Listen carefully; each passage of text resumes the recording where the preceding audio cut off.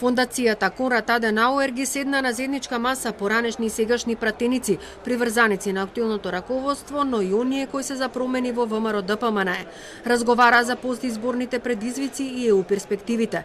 Поранешниот пратеник Илија Димовски упати апел до актуелното раководство да го искористи потенцијалот на искусните и квалитетни кадри, но и да ги слушне критиките за потребата од промени. Обединувачки да ги праќам пораките дека партијата не смее да мине низ повторни процеси на поделба, но исто така и да ги упатам пораките на потребата од квалитативни промени во партија. Многу нормално е после изборен пораз, секоја политичка партија која што ќе го преживее таквиот пораз да мора заради потребите на своето членство, заради потребите на граѓаните, да најде начин да ги увиди своите грешки преку дејствување, да покаже дека ги признава своите грешки и да најде начин да ги рекомпонира правци. Пратеникот Тимчо Муцунски смета дека е неопходна европеизација на државата, а тоа може да се постигне само со национален консензус. Европа не треба да биде само абстрактен поим за ниту еден политичар, вели Муцунски. Промените на вистина зависат од секој еден од нас. И не само од политичките чинители, туку секој еден од вас